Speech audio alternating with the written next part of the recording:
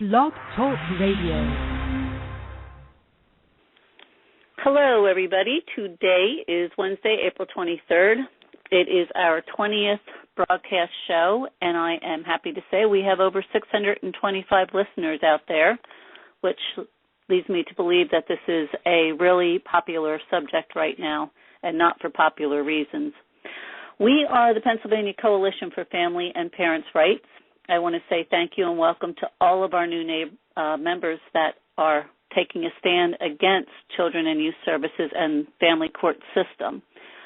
We still need some liaisons out there. If you're interested in being a liaison for your county, please let the coalition know that. You can contact us through our hotline at 206-339-9456, which is also a fax should you need to submit paperwork. Our email is info_PAcoalition@gmx.com.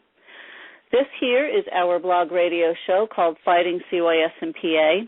You are welcome to call in and join the discussion by dialing 646-595-2137. I am not an attorney, and most guests on the show, like me, are just sharing our opinion and experiences. If you need legal advice, please contact an attorney who can better assist you with that. Someone from our coalition might even be able to give you a couple names of attorneys if you have some questions. We have a rally coming up April 26th from 12 to 3 at the Scranton Courthouse Square, restoring families in honor of Georgia Senator Nancy Schaefer and all the work she did bringing light to the corruption in the child welfare system and family courts. I am actually, today's show, Tara Coble will be here. She's a journalist and coordinator for the rally coming up in Scranton, and she's going to be talking about the guests, speakers, bands, groups, plus the activities that are going to be going on that day. And she's also going to discuss her recent article on gag orders and what she learned through her investigations and speaking with those affected by those orders. So if you can, try and be at the rally. There's going to be a lot of good things happening there. Again, this Saturday, April 26th, 12 to 3. There is also a rally in Harrisburg for the Second Amendment. That is the 29th, which is Tuesday. Then we have a rally coming up June 13th in Harrisburg, and I have a guest on next Wednesday that's going to be talking more about that rally. Upcoming shows, we are going to have Sean McMillan, the California attorney who has been an icon in San Diego, taking on the family court systems. He will be on Thursday the 24th, which is tomorrow. And then Monday the 28th, we're going to have a mom and former foster child, Tara Gray, on. And the 30th, Chris Moyer from Father's Rights Movement in PA, who is going to tell us more about that rally in Harrisburg on June 13th. I'm not sure who's all going to get to the rally, but I know that they have Andy Ostrowski scheduled to speak there, and I believe Tara's going to be filling us in on some of the other people she has scheduled. I think things are coming together nicely. I'm talking to more and more people that are going to be heading to Scranton that day. There will be a table set up by the coalition that you can actually get some forms to join the coalition. If you are interested in doing that, you can fill them out right there. A lot of fundraisers going on. You see people selling baked goods or candy bars or anything else to raise money. Please support them because a lot of people are volunteering their time and, their own money to get these things off the ground because there is such a need for change in Pennsylvania and all that's going on in our court systems, the corruption and people losing their kids, being taken away, family courts, judges making not only really bad decisions but deciding cases on whim instead of fact, it seems. It seems that a lot of attorneys are in this whole circle, and what the coalition needs really is attorneys that are willing to help us make some changes and help some of these people that have had their children taken or have been racked with thousands and thousands of child support through unnecessary means and I recently had a case where there was forced sterilization. So if you have one of those cases, get a hold of the coalition.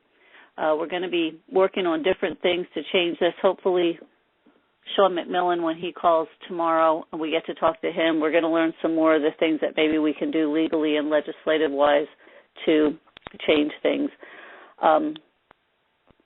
More and more states are coming up with ways to amend their child welfare system.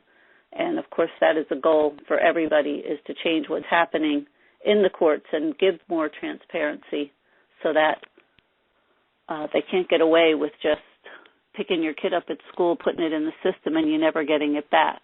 And that is happening. A lot of people turn their head and want to look the other way until it becomes them. And that's sad, because once it's you, you're going to need all of us out here that are fighting this. And I personally don't have a case with my own children. I am a foster mom, and my foster daughter was taken, and she was taken without a court order, without a warrant, without just cause. People came to my house uninvited and took her, and I am still fighting to get her back. In order to keep her out of my home, the caseworker covered up abuse that she knew of that the child went through that would have not made her able to take her out of my house. So that's my goal, is to prove that. And everybody's cases are different and yet the same, because we're all fighting for the same thing. There's lots of groups in Pennsylvania. If you're on Facebook, you will see just how many groups are involved in all of this. So let's get to our speaker, Tara. She's going to tell us about this rally. Hi, Tara. How are you? Hi, Vicki. Good. How are you? I am just fine. I am really excited for this rally. I know that you have been working probably day and night to put all this together, because it is a lot. So I'd like to know how you're doing with the speakers, and I know there's bands going to be there. You have a lot going on. Yeah, we have a lot of cool stuff happening. And I've had some awesome help from a lot of people, and to list them would take me forever. So thank you to all of you who are helping. We have Jesse Epps is one of our main speakers. He is a Civil Rights Hall of Fame inductee. He's going to speak. We have Andy Ostrowski, who is a congressional candidate for the 11th district, which is around Luzerne County, that area. Well, there's several, but in the 11th district. He's going to speak. We have recently gotten the support of the AFL-CIO, so we will have Roxanne Pauline, their representative, speaking as well. We have two bands. We have OG Law from Philadelphia, and we have the Truvia out of Reading. Very excited. Both of them sound really awesome. I think they're going to be a lot of fun. We have somebody there doing face painting. We're going to have some baked goods. We're going to have a whole lot of information. We're going to have a raffle, a 50-50. So I think it's going to be a really exciting day. And then in addition to those other speakers, we also have, I mean, people are just lined up to speak, to tell their personal stories about court abuse and injustice. And we're going to have a whole lot of personal stories and some really, touching, poignant, heartbreaking things. And I think it's going to be really great for people to get the word out, because I think, maybe I'm wrong, but I think that, when you find yourself in a family court situation, you kind of go in there expecting, okay, I just have to tell the truth and everything's going to be fine. Or, the same thing with a CYS situation. I just have to tell the truth and everything's going to be fine. And suddenly you're completely blindsided, and you find out that nothing is what you thought it was, and you feel very alone. And you start to really question, am I wrong? Am I right? Am I crazy? Am I not crazy? And I think when all of these other people, like we have coming to this rally, line up to tell their stories, it's going to be huge for everybody there to realize that they're not alone. And there are tons and tons of people going through this, and we all need to band together to make a difference. Absolutely. Absolutely. Now, do they have to contact you to be a speaker, or can they just show up?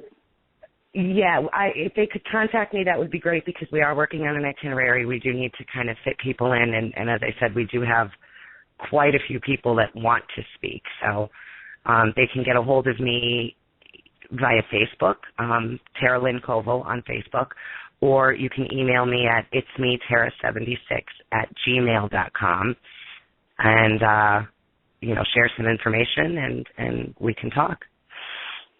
Great. That is great. It sounds like so interesting. The stories, I'm sure, are going to be ripped. And both, Andy has had his own share of court issues, and I believe Jesse has also. So they've been through this. Mm-hmm. Kind of.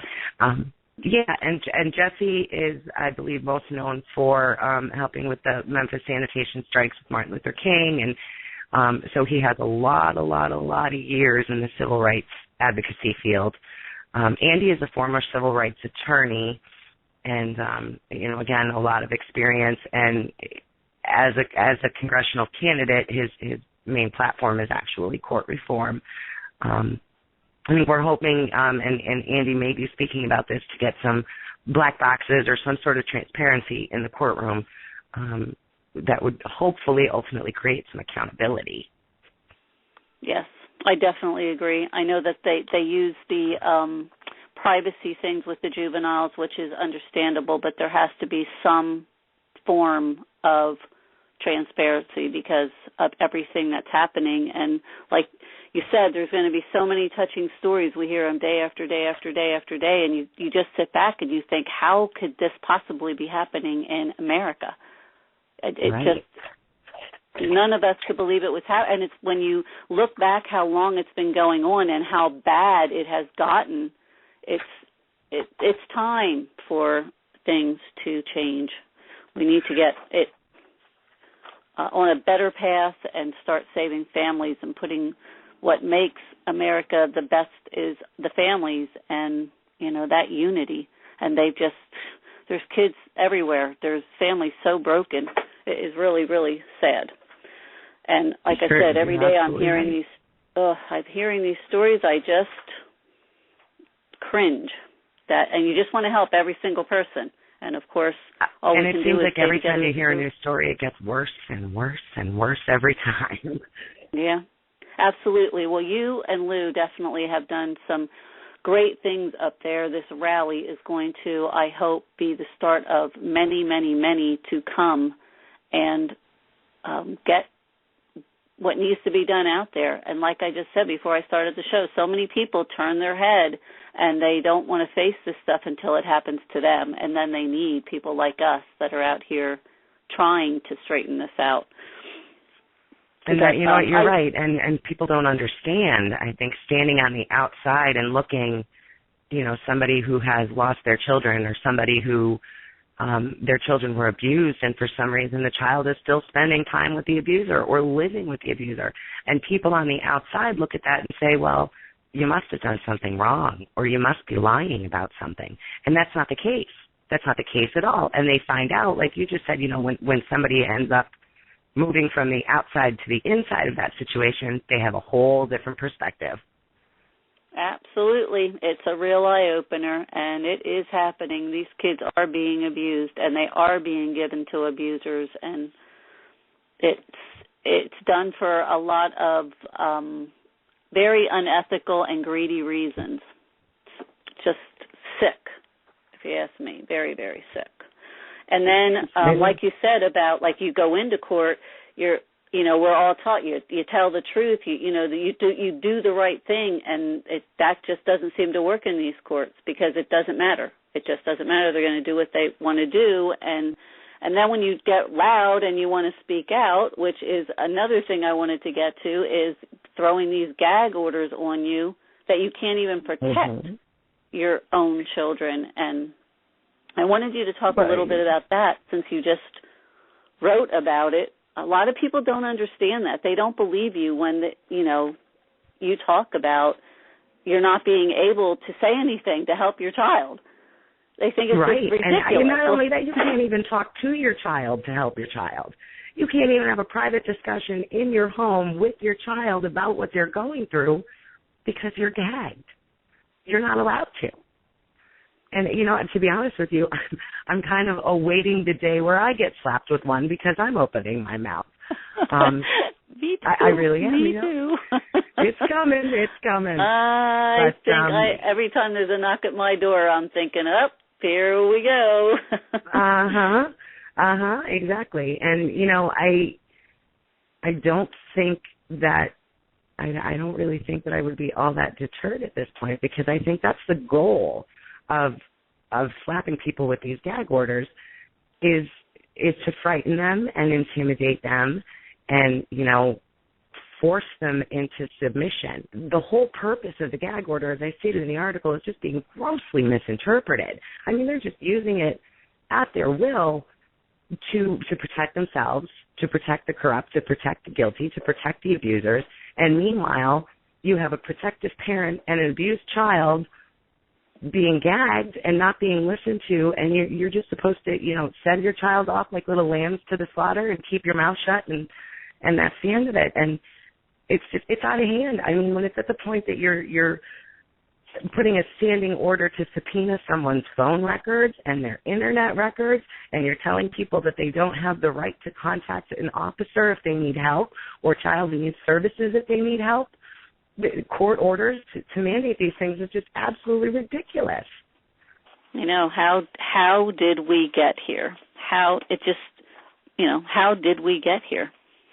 It just seems crazy that it could even happen, that it's going on, and it continues to go on and on and on, and people are getting louder and louder and louder.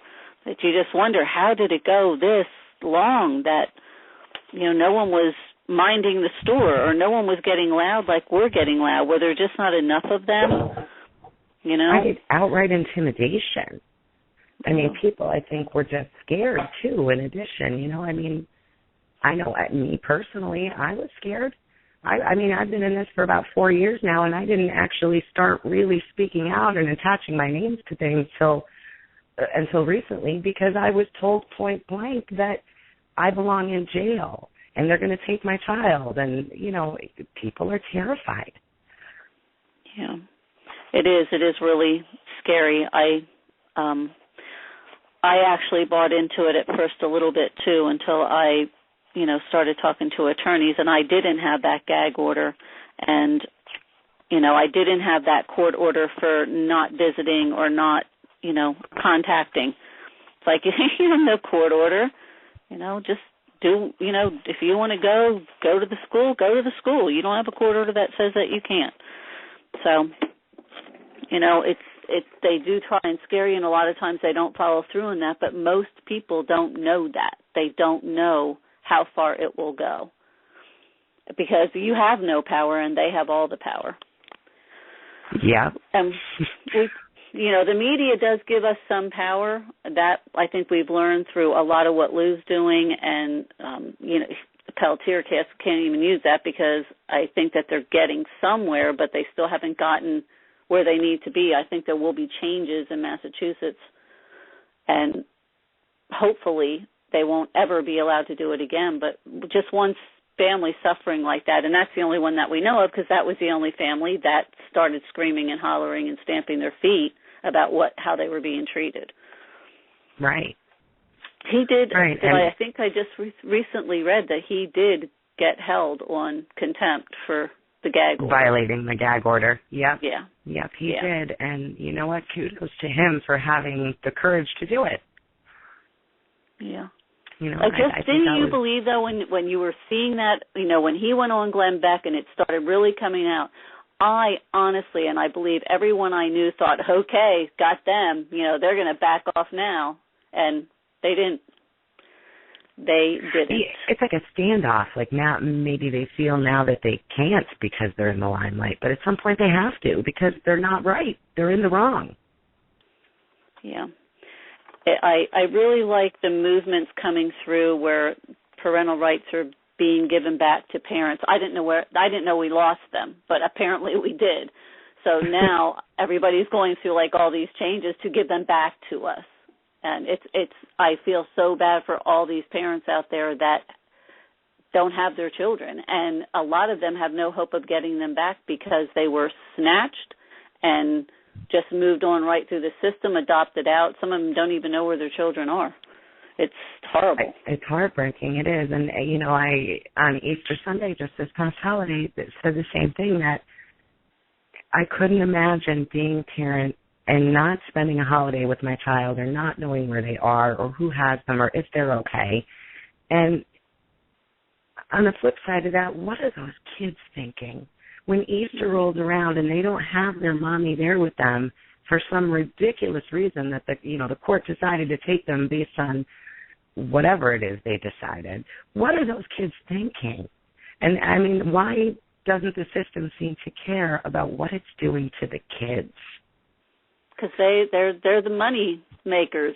It's the greed. It's horrible. How can you have this many people working in these courts and in these agencies that no one's saying, what?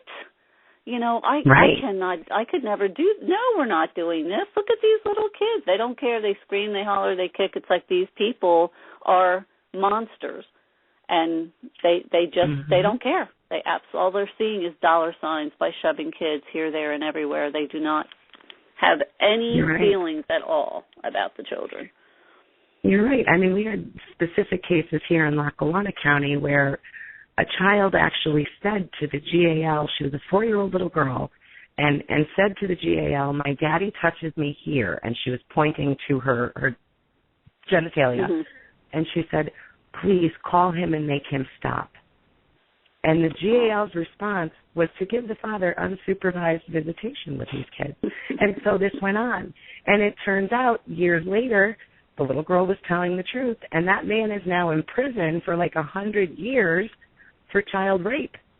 But it doesn't undo what they gave him that opportunity to do. They just gave him this free rein to rape these children because he didn't care. And now the kid, I mean, he's in jail, which is great, but the kids are going to suffer forever because of that. Yep, it's such a long recovery. I don't know. Do they ever recover? The ones, I was lucky enough that I believe that there was some recovery there, but when these kids get into, where they're growing up and they're trying to get into relationships, it's a whole different ballgame then. So, being a foster parent, I might see some of that, but then what does happen when, they are old enough to get in relationships?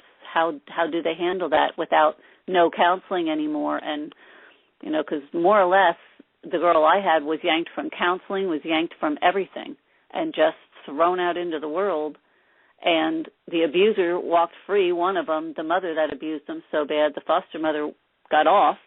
So she's going to be out there to, able to do it and continue to do it till the end of time, until she's caught again, which is ridiculous. How many more kids have to go through it?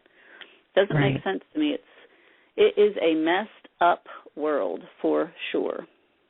It really, really is. And, you were talking about, as adults getting into relationships, how the kids, if the kids are able to move forward and heal from this. And I had a conversation with Marilee McLean. She's been actively trying to push for reform for about 25 years now. She's written a book. It's called Prosecuted But Not Silenced. And we'd had this conversation regarding whether children, are able to heal from this. And I think the bottom line, Vicki, is really no, I don't think that they ever do. I think that if you can find a way to stop the abuse and you can find a way to get them through every day, they're better off. But I think in the long run, it's not ever really going to be okay for them. And I think, Marilee kind of felt the same way, that at some point in their adult life, maybe they could get through a day at a time and maybe they could, everything will seem fine. But at some point, it's going to haunt them on some level in some way. And, likely when they least expect it. And the courts are quick to try and stop even counseling and treatment. I mean, even, particularly with me, they fought to pull my son out of treatment. And that's just ridiculous. Why would you not want a child to have therapy and counseling and treatment to learn to deal with things? Yeah, well, I know within CYS, within these agencies, their goal is they do not want the children, number one, to heal, number two, to bond. That it's a huge thing with them. That's why they move these kids from foster home to foster home to foster home to foster home. And as soon as they see them bonding, or as soon as they see them getting help from a therapist, they yank them, and they'll move them on because that's not what they want to see. It's so cruel. It is so cruel, and I can't imagine, everyone I deal with in the coalition and that I have met, all you great people that I have met, deal with this as their own children. I could not even imagine, because I get really close to my foster children. I can't even fathom if this would have been one of my own children. They've had an idyllic life. My boys don't even know how lucky they are, except they see me in this fight, and they obviously get close to the foster children that come into our home. But it's a different ball game in a lot of ways, and yet for me it hasn't been, because it just enrages me that they try and keep these kids from biological family. They don't give a rat's about them, and then when you want to help them, they have nowhere to go. Most of the ones I've had nowhere to go. And you just want to make sure that they do have that nice place to lay their head, and there's no more going into an abusive home. But that's not what the agencies work for. Right. And I think a lot of kids in CYS, maybe I'm wrong. I mean, I did have one foster son, but from what I've seen, there's a lot of attachment disorder going on there because of the amount of times that they get comfortable somewhere, they're happy, and then they get yanked out. Yep. And usually it's for no reason, or as the reasons they're taking these children in the first place, made up lies. It's the reasons that they're yanking them out of a home as soon as they see that bond. They have to break that bond. And what is the goal in that? It just doesn't make any sense at all to me why they're trying to totally break America down with all these kids, they're just out there seriously flopping around. They can't trust, ever. Because they never know when the knock on the door's coming, when they're just going to get yanked out of school, when mommy's not going to be there, or they don't know. It's a horrible life to live. And I know that there are a lot of really good books out there that have been written on it, and a lot of experts out there that, that are fighting this battle too, to stop what's going on. I just hope that we manage to get somewhere, because it really wears you down when you talk to, person after person, lawyer after lawyer, and you feel hopeless, and I hate when I have to hear people and they get news from an attorney like there's no hope, and yet I see that there is. I'm just like, you're not giving up. You cannot give up, because I think they want you to think there's no hope. That's part of the goal, is to make you believe that there's no hope, and get you to quit, and get you to back down and walk away and say, okay, I give up. And you're right. You can't. There has to be hope all the time. There has to be. Yeah. I always say never, ever give up. And I know sometimes for a lot of these people, you get so exhausted. I'm in this over a year. I mean, I can't imagine 25 years. I mean, you just think you'd have to get exhausted from this fight, but if you're that determined, you got to keep going. And there's just, in some cases, I believe, with the right attorney and the right interest in in what us people are doing out here, we'll find them. They'll come along, I guess. Now that we're growing and growing, all these rallies, I hope that you guys have some attorneys that show up there, calling all attorneys. Step up. We need you. We do. And, I do hope that this rally will, at the very least, my goal for the rally is just for people to come together and understand that they're not alone, and that it's okay to speak up, because there's tons of other people just like you and me who are doing the same thing. Yeah, that it should be very heartwarming in that aspect of it, for sure. And the information that they're going to be able to get and, hopefully share with other people that they know are going through it. It's definitely nothing new, and definitely you're not alone, because there are just countless families. I have given up counting how many people I have come in contact with over this last year. It's just so many. and it's so sad. And it's almost like some counties.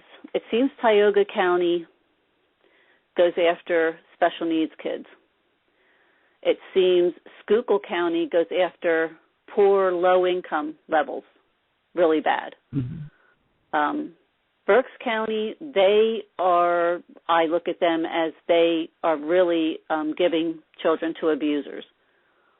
Like that seems to be their thing here, to take kids from moms and give them to abusers, because they know that mom's going to spend every last dime fighting for that kid and keeping the money wheel going.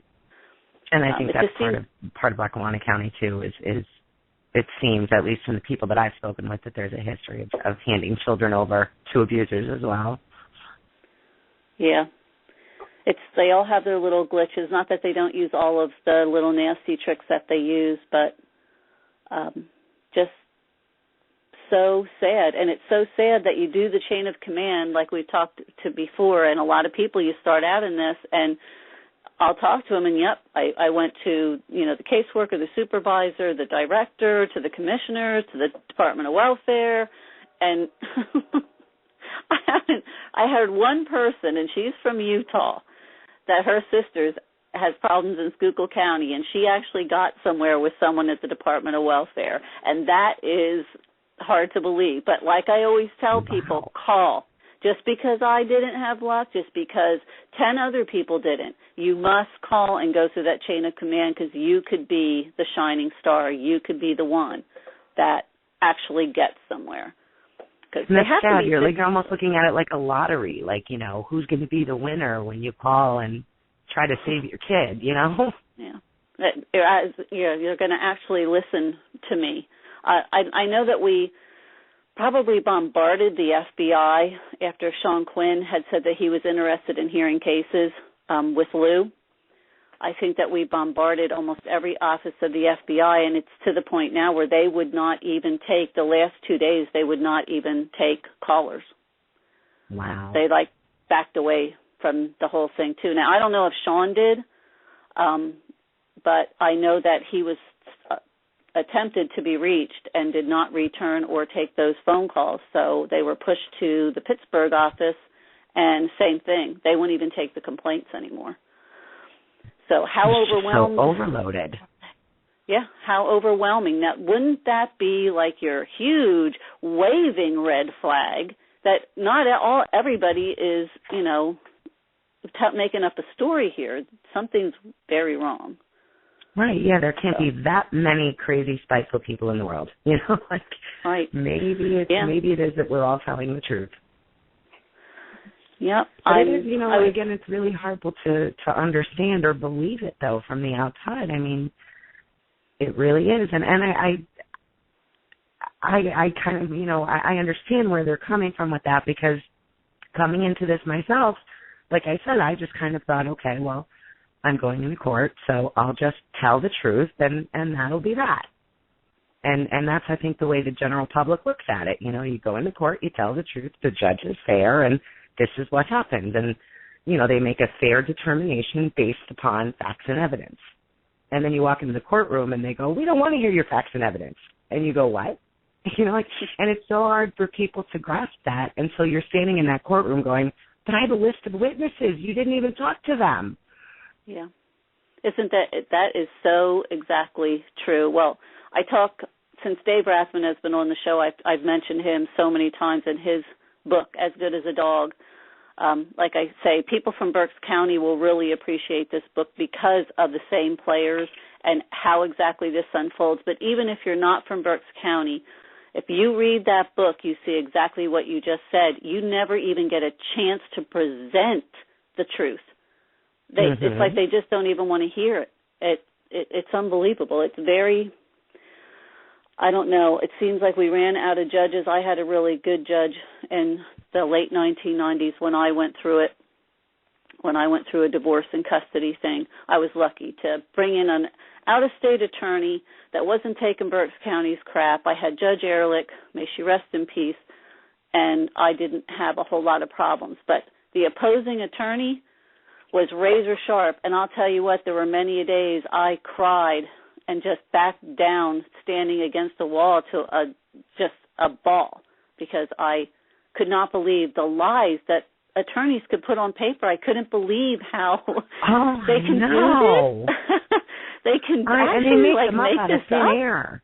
Yeah, it's not even like they exaggerate the truth. They just make it up, and you're like, what? Like, where did that even come from? I know, and I've been there too. And I mean, my last hearing, honest to God, it lasted less than 90 seconds. There was no presentation of evidence. There was no witnesses, no nothing. It was, to call it kangaroo court, Vicki, is putting it mildly. I've never seen anything like it. And I literally just sat there with my chin on the floor because I could not believe what I was seeing. Yeah. So everybody listening out there, I hope that you're hearing some of the same stuff that you're going through, because you are not alone. I mean, we're out here, we've been through it, whether it's divorce in custody or children youth services. It's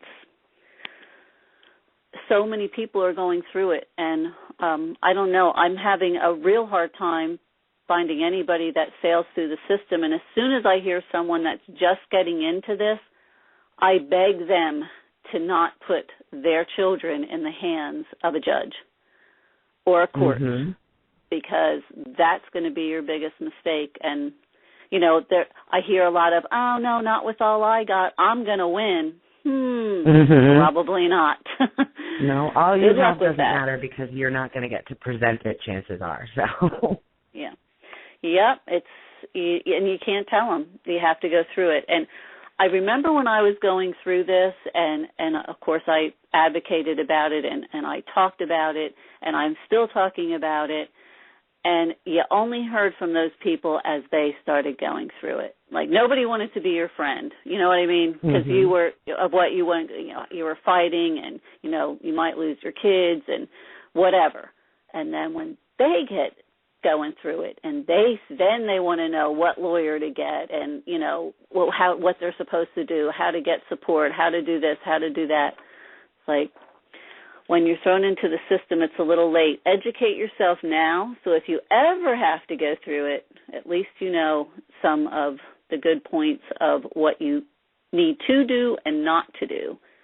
And I would say the best thing for everybody in family court, don't get involved in family court. Try and keep your business out of the courts, because it is a no-win situation for sure. You are right. And most of us have no choice. And, you know, just to add to what you just said, additionally, if you do find yourself in court, try not to be so naive. Just don't, you know, again, I can't stress enough, I really honestly believe that all I had to do was tell the truth. And I think that's a general opinion for people who have never been through it, that, oh, well, I'll go in there and I'll tell the truth. And just don't, you know, if you can avoid, you're right, if you can avoid being there, avoid it like the plague. But if you absolutely have to, don't be naive about it. Yeah. Educate. And I know it's really, really hard to afford a good lawyer, but we're going to try and get a list together of attorneys that are on the plus side of the one of the coalition members told me today, which I thought was, I didn't realize people were doing this, but asking for lawyers that hate women or vice versa to win their case. Like, who are the lawyers that hate women? Who are the lawyers that hate men? I mean, that's just, you know, and what's sad is I can probably sit here and make a pretty good list right now of the who's.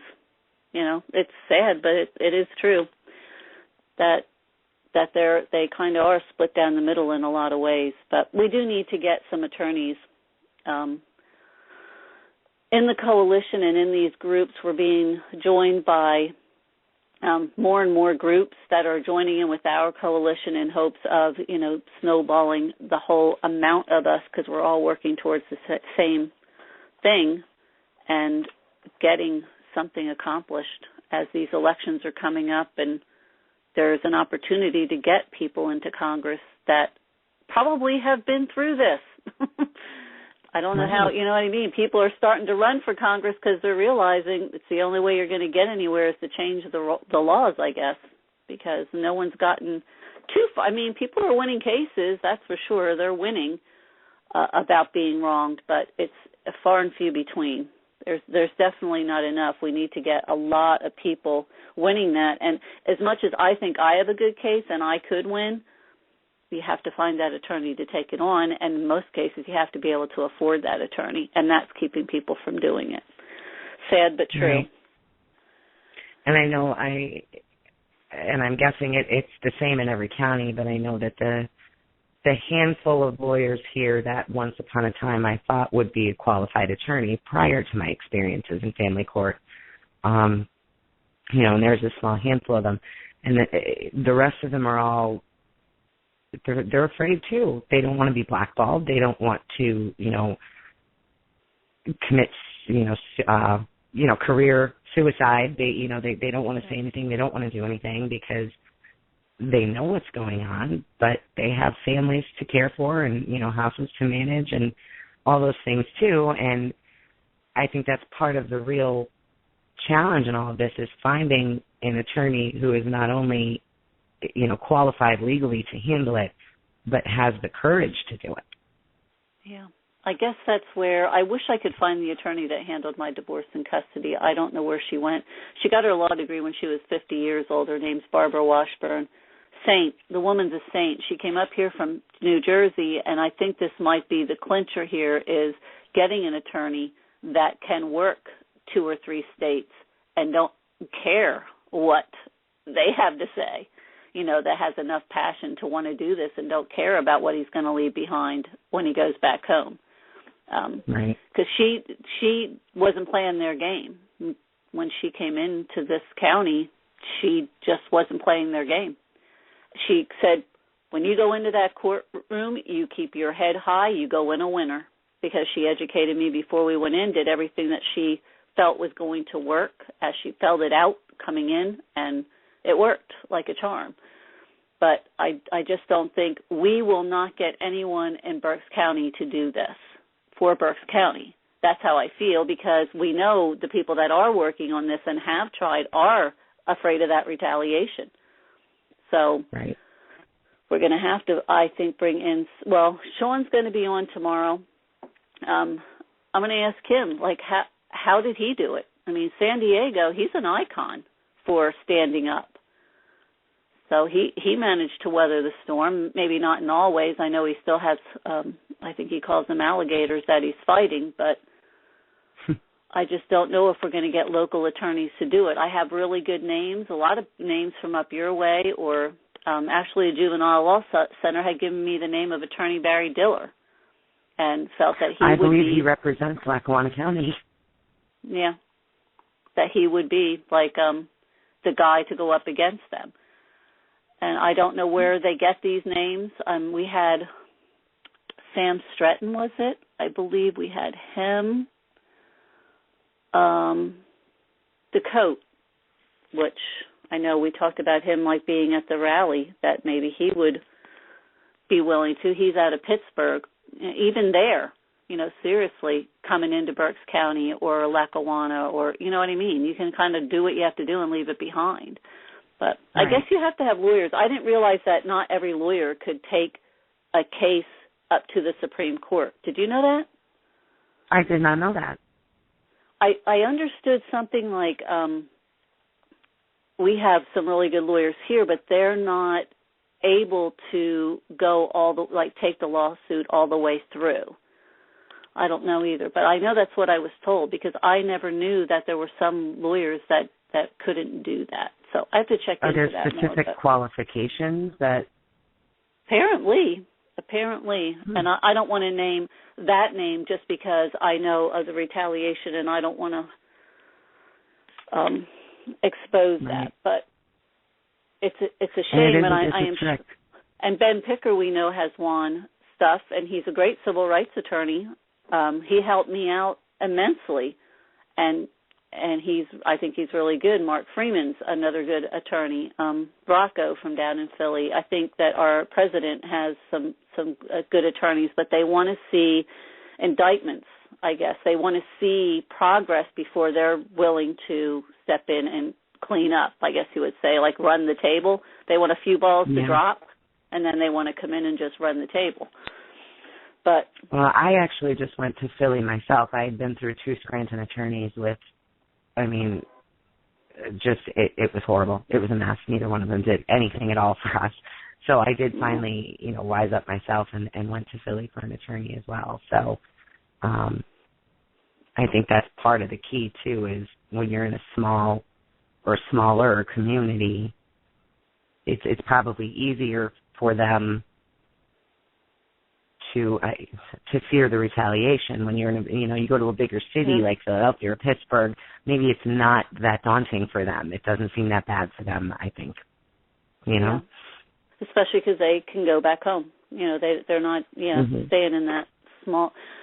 They have a better chance definitely of coming in and doing what needs to be done. That is sad. That is how things are run, but it is the truth. And everybody's got to face it. I would say if you're going through it, I mean, there's really some good, really good attorneys in Berks County.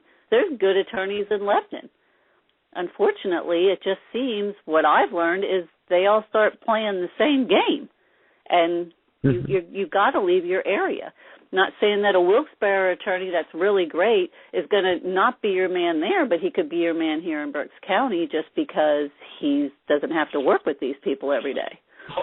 Exactly. So, but anyway, again, the rally this Saturday.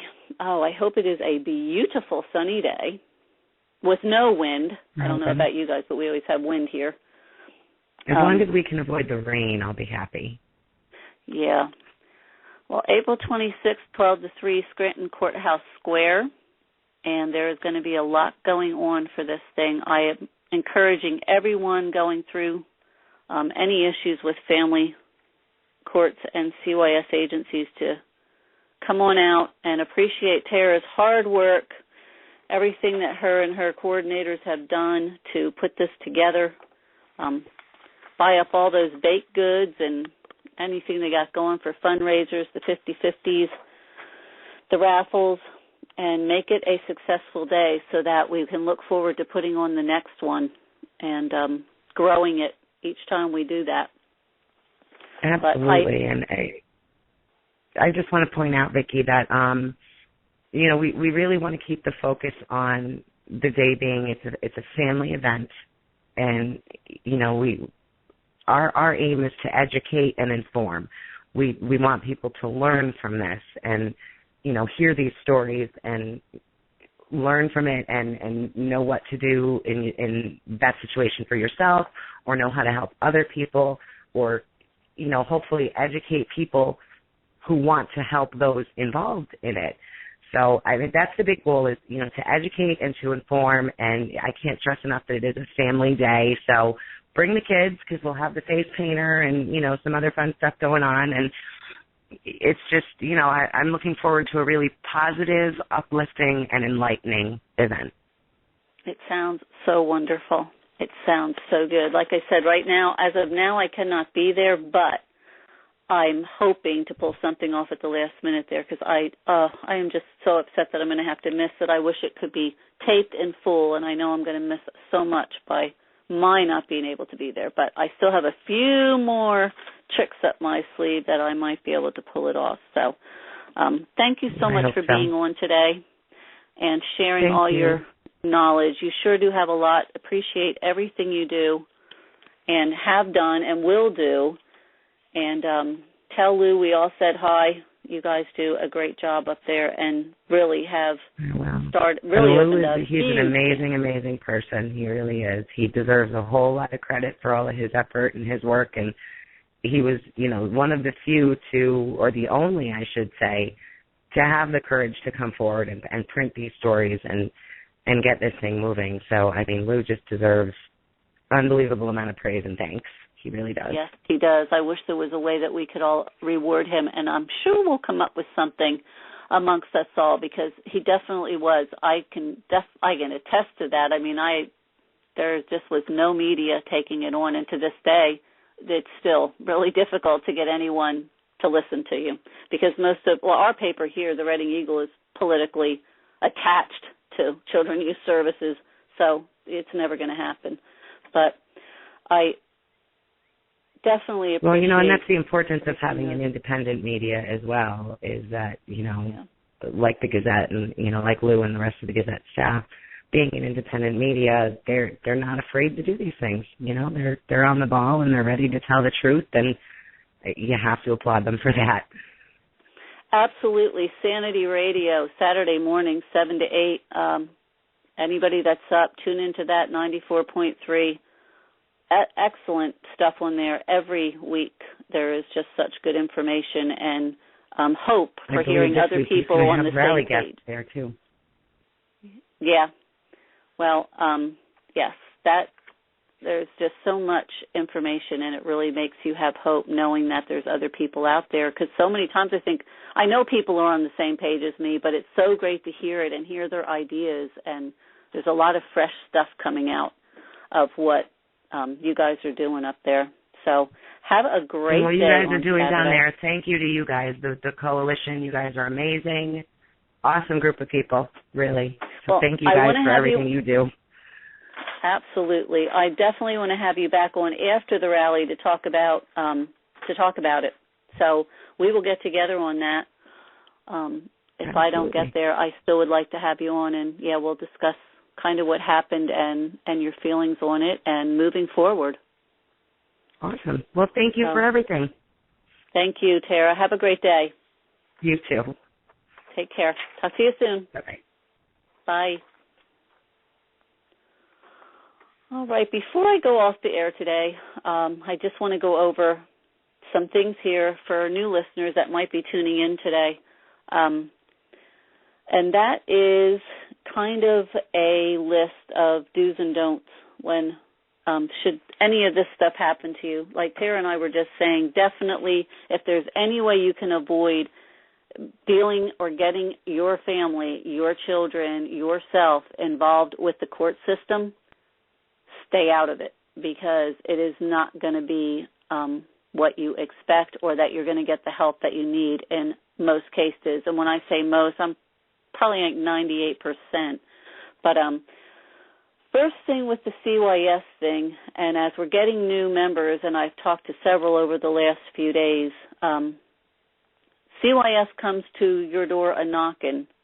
You do not let them in your house without a warrant or court order. Make sure that they have that warrant or court order, because I would say a good 80% of the time when they come to the door and they knock, they don't have it. They might say they have it. You need to see it. Familiarize yourself with what a court order looks like or what a warrant looks like, because they can be really sleazy about how they do this.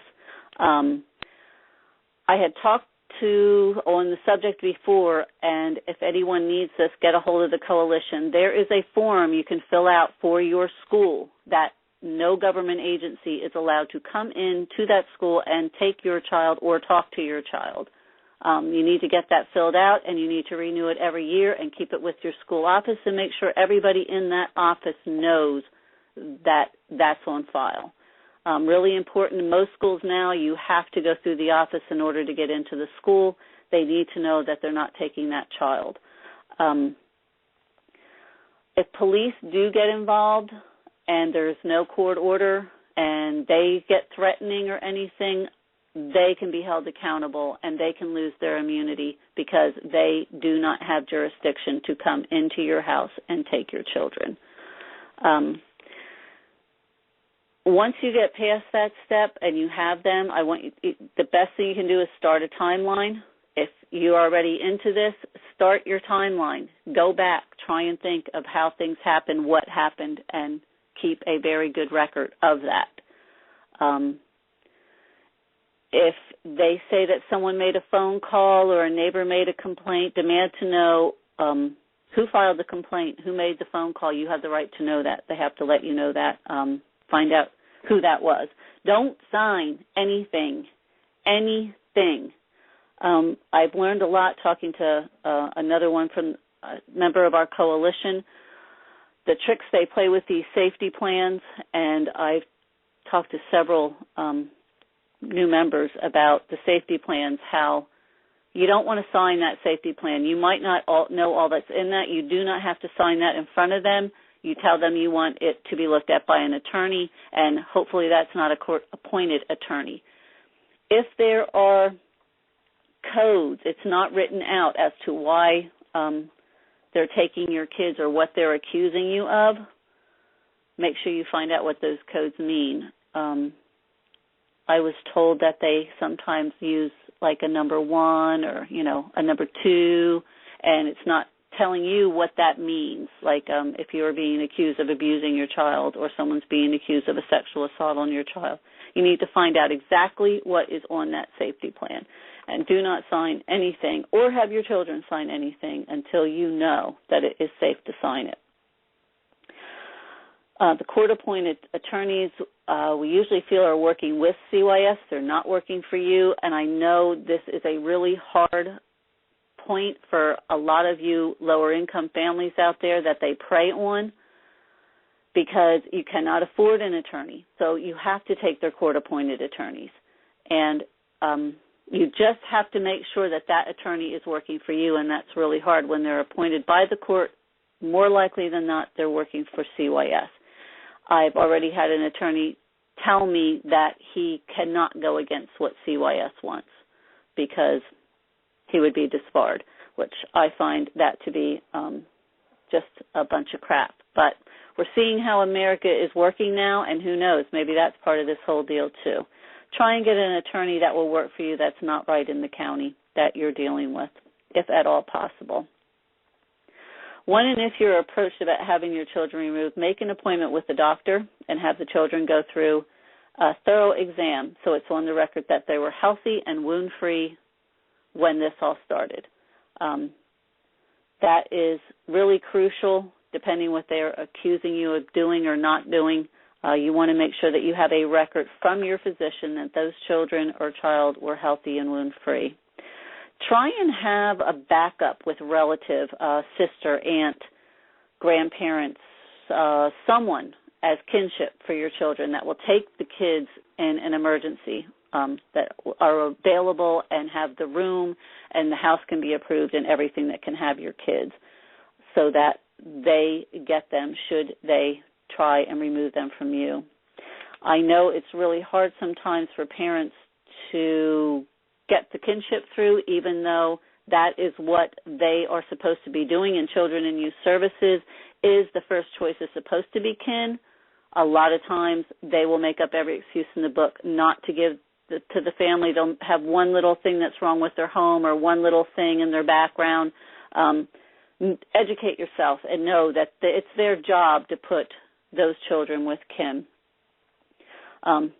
If you do have to go to CYS offices, we talked about this, don't go alone. Take someone with you so that there's a witness. You're allowed to have another person with you at all times. Do it. Don't let yourself out there for them to use and abuse you or not have a witness to what they say or might try and force you to do. Be polite, but assertive. Educate yourself. Know what you're talking about. And let them know you know what you're talking about so that you know your rights and you don't back down when they start intimidating you. It's a huge thing. Educate, educate, educate, and we're here to help you do that. You can do a lot on your own with the Internet nowadays. You can learn so much on your own, but we're here to help you understand what they can and cannot do. If you are treated rudely or maybe threatened by your caseworker, report them. The chain of command, I just talked about that with Tara. You have your caseworker supervisor. You then have the director of Children and Youth. You then go to the county commissioners, not just one. Go to all of them. If your town has 1, 2, 3, 4, 5, go to all of them. And then there's the Department of Welfare and your regional office. And then you can go above higher from the regional office. You just keep going up the ranks. Keep a paper trail of all your complaints. Every time that you have issues with CYS, follow up with a letter, written document. Try and communicate with them through emails, letters, because phone calls mysteriously never happen or different stories come out of phone calls. When you have a visit, the best thing to do is write down what happened at that visit when you get home and send it to the caseworker and say, this is what happened today, April 24th, at the visit that we had, and that way you have documentation on everything. Anything that they give you, all the documents, read them carefully. A lot of times they slip stuff in there that is not true. Make sure that they make all the changes to any and all the mistakes that are on the paperwork. Make sure they're corrected. Ask for a copy of the corrected paperwork and anything they have documented. You should have a copy of everything. Getting your records or file is your right, but they will make it as difficult as they can to get them. And you will probably have to jump through a lot of hoops to ever get that file. So try and get copies as you go and make sure that those mistakes are fixed, because it can get really entangled and messy if it's not taken care of right away. Not everybody has a copier in their home, or I would say before you leave the CYS office, if that's where you see these things, get a copy of what the mistakes were so you have proof. Because like in my case, I have those documents of what Kids Piece documented and then how Schuylkill County CYS changed those documents. That's falsifying information. I have the originals. Make sure you always have them. So if they don't change them, you have the proof that they were asked to change them and what was wrong on there. Make sure you keep that paper trail safe. It's so hard to make copies and have two of everything, but you really would be smart to have a copy somewhere like else. You know, have a copy at home and then have a copy that maybe you have off your property at your mother's house or a brother's, or, you know, even in case of fire too.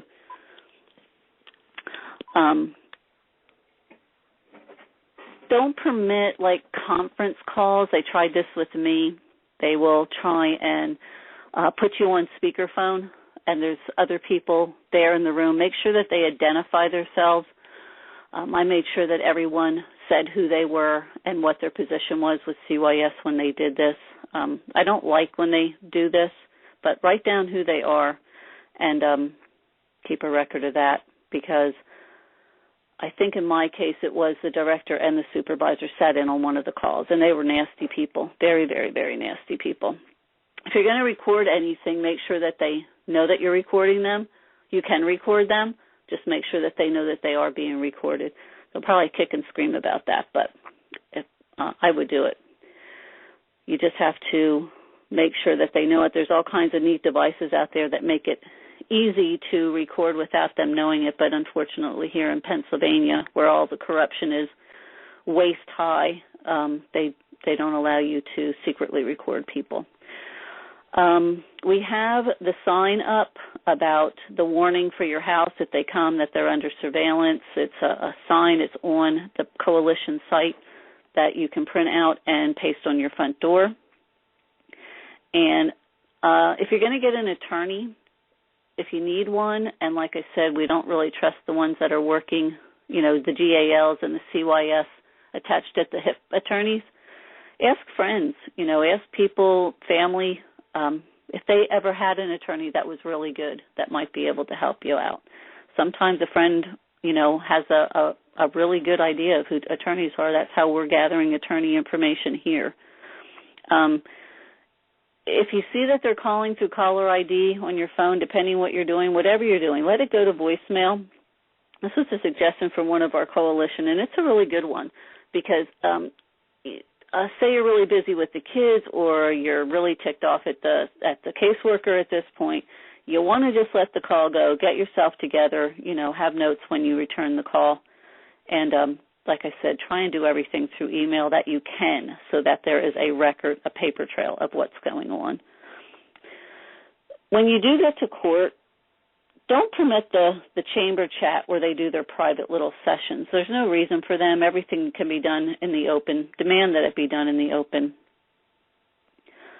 I would ask, and I had told people to do this in my case, but they didn't, any caseworker, CYS person giving testimony that is in your case to agree to forgive their immunity, you know, that they have no immunity when they're giving their testimony, because with that, they can just tell so many lies and do whatever they want because they have no accountability. Remember that social workers and other government employees may be sued for deprivation of civil rights under 42 U.S.C. 1983. We have a lot of people doing this. Again, it's the attorneys. Again, it's proving your case. But if they're named in their official and individual capacity, there is no immunity if a caseworker took actions with malicious intent. Or if the director or her supervisor told her to do something with malicious intent, like removing a child that she knew there was no reason to remove, or any way that they could take your rights away. Everybody loses their immunity when they are in that chain. Supervisor tells caseworker, caseworker carries it out. Supervisor's just as responsible as the caseworker for doing it. The director told the supervisor to tell the caseworker, same thing. They all three lose their immunity, and all three can be sued for violation of constitutional rights. We as parents have the right to care for our kids. We have the right to have custody of our kids, to nurture our kids. It cannot be denied without violating fundamental principles of liberty and justice, which are the base of all our civil and political institutions. It is a right protected by the 1st, 5th, 9th, and 14th Amendments. This is happening every day. They are doing it. States now are putting in statutes and bills and coming up with stuff to give us back our parental rights. We never should have lost them. I don't know where it came up, where that bill was that we lost our parental rights.